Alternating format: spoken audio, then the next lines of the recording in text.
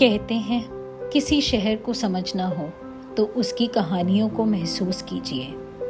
आज उन्हीं कहानियों को सुनने के लिए हम एक्सप्लोर करेंगे the heart of Ladakh, Leh, situated at altitude of 11,562 feet above sea level। एक ऐसा शहर जहां हर मॉन्यूमेंट, हर मोनास्ट्री और हर गली अपनी एक अलग ही कहानी सुनाती है। लेह सिर्फ लद्दाख की कैपिटल नहीं, बल्कि हिस्ट्री, स्पिरिचुअलिटी और कल्चर का एक बहुत ही अनोखा संगम है। नमस्ते and welcome back to RJR the roaming trio. सफ़र शुरू हुआ था श्रीनगर की हसीं वादियों से, फिर हमने ज़ोजिला, द्रास और कारगिल के रोमांचक रास्ते तय किए। एंड देन हर मोड़ पर एक नई कहानी के साथ हम पहुंच गए लेह। तो चलिए आज साथ मिलकर लेह के दिल की धड़कन को महसूस करते हैं। हम इस खूबसूरत शहर के कुछ सबसे आइकॉनिक प्लेसेस को एक्सप्लोर करने वाले हैं। आज की हमारी कहानी शुरू होने जा रही है उस जगह से जहां से इस शहर की हिस्ट्री शुरू होती है। हमारी फर्स्ट डेस्टिनेशन है लेह पैलेस। 17वीं सेंचुरी में नामग्याल डायनेस्टी के राजा सिंह नामग्याल द्वारा बनवाया गया ये पैलेस कभी लद्दाख के शाही परिवार का रॉयल रेजिडेंस हुआ करता था। And today it is protected by the archaeological survey of India, preserving centuries of Ladakh's royal heritage, और लद्दाख के सबसे इम्पॉर्टेंट हिस्टोरिकल मॉन्यूमेंट्स में से एक माना जाता है। बाहर से देखने पर लेह पैलेस शायद सिंपल लगे, लेकिन इसकी हर दीवार लद्दाख के सदियों पुराने इतिहास की गवाही देती है। ये पैलेस कुल 9 स्टोरीज का है। The upper floors were once reserved for the royal family, जबकि नीचे के फ्लोर्स को स्टोरेज, स्टेबल्स और एडमिनिस्ट्रेटिव पर्पसेस के लिए यूज़ किया जाता था। आज भी यहाँ की beautifully preserved wooden balconies, traditional Ladakhi architecture, ancient prayer rooms और हिस्टोरिकल आर्टिफैक्ट्स हमें उस दौर की रॉयल लाइफस्टाइल की एक झलक दिखाते हैं। लेकिन लेह पैलेस की सबसे बड़ी खूबसूरती सिर्फ इसकी दीवारों में नहीं, बल्कि उस नज़ारे में है जो यहाँ से दिखाई देता है। नीचे फैला हुआ पूरा लेह, दूर तक फैली हिमालय की शिखर, बीच में रंग बिरंगे घर और हर तरफ एक सुकून, जैसे वक्त यहाँ थोड़े धीरे चलने लगता हो। इस ऊंचाई से लेह सिर्फ एक शहर नहीं लगता, ये हिमालय की गोद में बसा हुआ एक बहुत ही खूबसूरत एहसास बन जाता है। लेह की पहचान सिर्फ इसकी खूबसूरती नहीं है, इस मिट्टी में वीरता की कहानियां भी बसी हुई हैं, और उन्हीं कहानियों को नज़दीक से महसूस करने के लिए हम बढ़ चले अपने नेक्स्ट डेस्टिनेशन पे, hall of fame. Indian army द्वारा बनाया गया ये म्यूज़ियम उन वीर जवानों को समर्पित है जिन्होंने देश के बॉर्डर्स को प्रोटेक्ट करने के लिए अपना सब कुछ समर्पित कर दिया। यह सिर्फ एक म्यूज़ियम नहीं, बल्कि एक एहसास है जो हर भारतीय को गर्व से भर देता है। यहाँ आप देख सकते हैं कारगिल वॉर की असली यादें, army uniforms, weapons, personal belongings और उन वीरों की कहानियाँ जिन्होंने हिमालय के टफ और हार्श माउंटेन्स पर देश की रक्षा की। इस जगह की खामोशी बहुत कुछ कह जाती है। ये हमें याद दिलाती है कि हमारी आज की आज़ादी किसी की कुर्बानी की वजह से आई थी।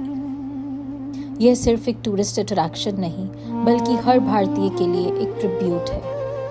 दिल में गर्व और वीर जवानों के प्रति गहरा सम्मान लेकर अब हम बढ़ते हैं अपनी अगली मंजिल की तरफ। ये एक ऐसी जगह है जिसे बॉलीवुड ने दुनिया भर में फेमस कर दिया, रांचो स्कूल। 2009 में रिलीज़ हुई 3 इडियट्स के बाद ये स्कूल हर लद्दाख ट्रैवलर की बकेट लिस्ट का हिस्सा बन गया। और हाँ, अगर आप भी 3 इडियट्स के फ़ैन हैं तो इस कैंपस में कदम रखते ही फिल्म के वो यादगार लम्हे खुद ब खुद आँखों के सामने आ जाते हैं। रांचो, फरहान, राजू एंड वो दोस्ती जो हमें हमेशा याद दिलाती है कि असली सक्सेस दिल से जीने में है। इसी हंसी और खूबसूरत यादों के साथ हम रांचो स्कूल से निकले अपने नेक्स्ट डेस्टिनेशन के लिए। यहाँ से निकलते टाइम ऑलरेडी 2 o'clock हो चुके थे, so we decided to break for the lunch near our next destination, जो लद्दाख की सबसे आइकॉनिक मोनास्ट्रीज में से एक है, थिक्से मोनास्ट्री।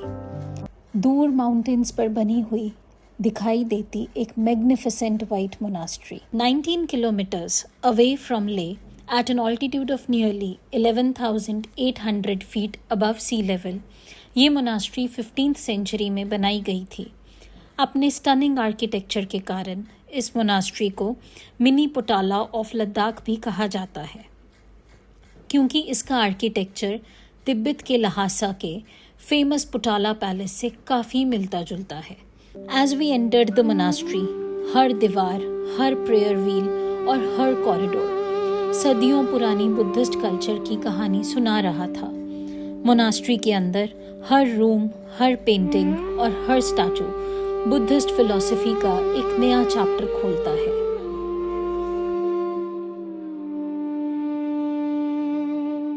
और फिर हम पहुंचे इस मोनास्ट्री की सबसे आइकॉनिक जगह पर, लगभग 15 मीटर ऊंचे 2 story the magnificent Maitreya Buddha statue के पास। इनकी शांत मुस्कान और आँखों की गहराई एक अलग ही सुकून का एहसास करवाती है। मोनास्ट्री की रूफटॉप पर पहुंचते ही सबसे पहले नज़र पड़ती है लद्दाख के रगेड और मैजेस्टिक माउंटेन्स पर, अपनी ही एक अलग खूबसूरती समेटे हुए। और फिर you can see the land and terrain, जिसने 2010 के डिवास्टेटिंग फ्लैश फ्लड को विटनेस किया और फील किया था। आज भी ये वास्ट फ्लड प्लेन नेचर की उस शक्ति की याद दिलाता है। लेकिन उसके बाद जैसे ही नज़र आगे बढ़ती है, सब कुछ एकदम बदल जाता है। हरी भरी इंडस वैली, बीच से बहती सिंधु रिवर और उन सब के पीछे बर्फ से ढके रगेड हिमालयन माउंटेन्स। ये सिर्फ एक व्यू नहीं, ये लद्दाख की कहानी है, जहाँ हार्शनेस ऑफ नेचर भी है और उसी के साथ लाइफ की खूबसूरती भी। थिक्से मोनास्ट्री सिर्फ एक टूरिस्ट अट्रैक्शन नहीं, बल्कि स्पिरिचुअलिटी, हिस्ट्री और हिमालयन ब्यूटी का एक परफेक्ट संगम है। यहाँ से हम सिर्फ फोटोग्राफ्स ही नहीं, बल्कि एक सुकून अपने साथ लेकर निकले। और अब इवनिंग के 4 o'clock हो चुके थे। हमारे लद्दाख के सफ़र का अगला पड़ाव हमारा इंतज़ार कर रहा था। But right now it was a decision to be made, a decision whether to go to Shanti Stupa first or to shop in Leh market. जितना अब तक हमने एक्सप्लोर किया था, उसके according Shanti Stupa looks mesmerising after sunset, तो हमने पहले ले मार्केट जाने का डिसाइड किया and then by 7:30 PM to Shanti Stupa. Leh market सिर्फ शॉपिंग डेस्टिनेशन नहीं, बल्कि इस शहर की हार्ट बीट है। Narrow lens, colourful Tibetan style shops और हर तरफ एक वार्म वेलकमिंग एटमॉस्फेयर जो हर ट्रैवलर को अपनी तरफ खींच लेता है। और इसी मार्केट के बीच खड़ी है ले की हिस्टोरिक जामा मस्जिद, जो इस शहर की कल्चरल डाइवर्सिटी का एक बहुत ही खूबसूरत हिस्सा है। पता ही नहीं चला कब शाम के 7:30 हो गए। मार्केट धीरे धीरे रोशनियों से जगमगाने लग पड़ी और हम एक और खूबसूरत शाम को अपनी यादों में बसाने के लिए निकल पड़े, शांति स्तूपा। हमें बिल्कुल अंदाज़ा नहीं था कि अगले कुछ मिनट हमें लद्दाख की सबसे यादगार शामों में से एक देने वाले थे। 1985 में बना यह Shanti Stupa Japanese Buddhist monk Gyomyo Nakamura के विजन का हिस्सा था। इसका उद्देश्य था वर्ल्ड पीस और हार्मनी का मैसेज देना।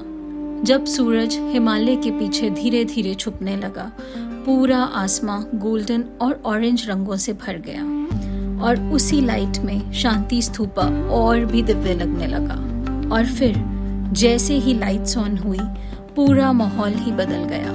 वाइट मार्बल, सॉफ्ट लाइट्स और हिमालय की खामोशी, एक ऐसा कॉम्बिनेशन जिसे शब्दों में बयां करना मुश्किल है।